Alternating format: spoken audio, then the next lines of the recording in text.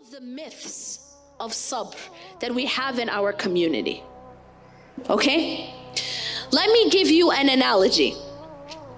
Imagine that you walk into your house, or maybe you're sleeping in your house, and you hear a smoke alarm. Yeah? So you wake up, you see smoke, then you see fire.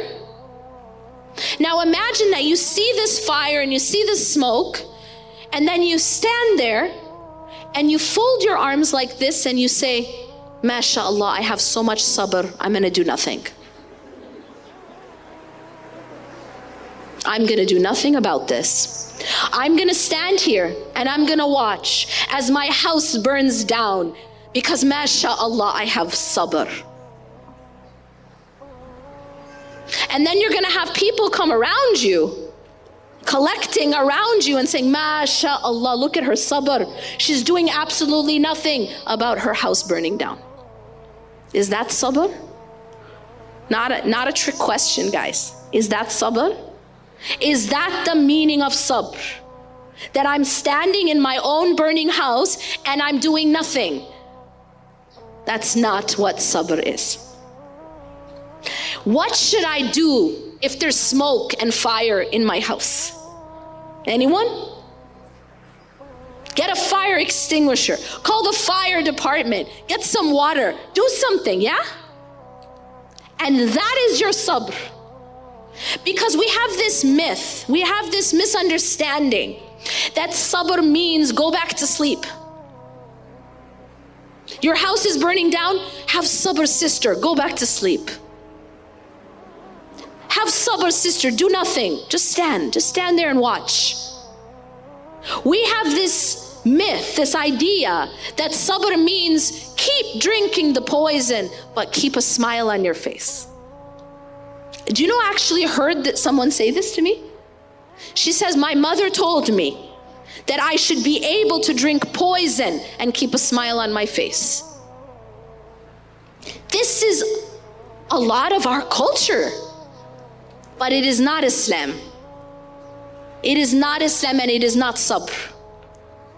It is toxic culture, and it is to be passive in a way that you stand while your own house is burning down and you don't look for any fire extinguisher and you don't take any action. This isn't Islam. This is not what sabr is. Let me ask you a question. What did Hajar do? What did Hajar do? Hajar, she was in the middle of the desert, right? She was with her child and no one is there. There's no water, there's no one. So my question to you, what did she do? Did she lay down and say, I have so much sabr, I'm just gonna lay here? Did she say, I have so much tawakkul that I'm just going to sit here and do nothing? Tell me what she did. She got up and she ran between Safa and Marwa. And did she do it one time? How many times did she do it? Did she do it 2 times? Did she do it even 5 times? 7. 100% on your pop quiz, yes. 7 times. Do you understand the lesson or no? She's not being passive. She's not saying, I have sabr, so I'm going to be passive and do nothing. She's not saying, I have tawakkul, so I'm going to be passive and do nothing. Allah, I'm going to wait here till Allah saves me. Of course she had tawakkul. Of course she had sabr, but she got up and she did something. And we are told to follow in her footsteps, right? You cannot complete Hajj or Umrah, man or woman, without following in her footsteps. Prophet Muhammad sallallahu alaihi wasallam said, if you see something wrong, try to change it with your hand. And if you cannot change it with your hand, then try to change it with your tongue. By at least speaking out against it if it's wrong. If it's unjust, if it's abusive, And he says, if you cannot, you're not able to do either of those things, at least hate it in your heart. And this is the weakest of Iman. So what is he teaching us? He's teaching us that part of Iman is taking action against injustice and abuse and anything that's wrong. Ithm, anything that's wrong. Munkar. Munkar is like a general word for anything bad. But we're not told, if you see something bad, turn the other cheek. You see, that's not our religion. He didn't say, when you see munkar, turn the other cheek. He said, try to change it, take action, don't be passive. There's another common myth or false definition of sabr. And that is that sabr means that you don't feel any emotion. That you don't feel any grief. You basically become a robot. So I'll give you an example to illustrate. Say you're at a funeral and you see some family members at the funeral. One of the family members is crying. Another family member is showing no emotion, just no emotion, straight face, no emotion, shut down. What do many of us think or say? Well, we would probably look at the one who's crying and say, have sabr, have sabr.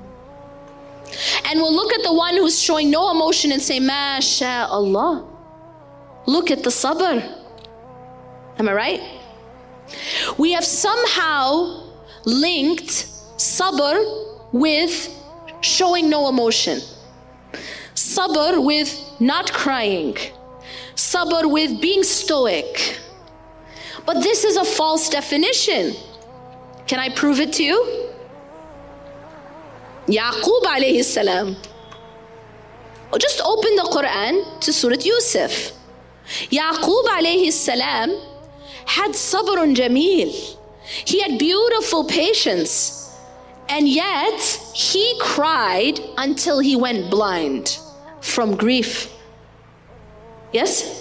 He says to Allah, إِنَّمَا أَشْكُو بَثِّي وَحُزْنِي إِلَى اللَّهِ. So he's saying to Allah, indeed I complain of my grief and my sadness to Allah. So what does that mean? It means that he had sabr. He had sabr. In fact, he had beautiful patience, sabrun jameel. And at the same time he cried, and at the same time he experienced grief. So what does it mean? It means that sabr is not the lack of emotion. Sabr doesn't mean you can't cry. Sabr doesn't mean you can't feel grief. Sabr is that you do not complain against the decree of Allah. You understand? The Prophet ﷺ, when he was grieving, in his famous hadith, what does he say? When he lost someone he loved, he said, the eyes shed tears and the heart feels grief, but the tongue does not utter except what is pleasing to Allah.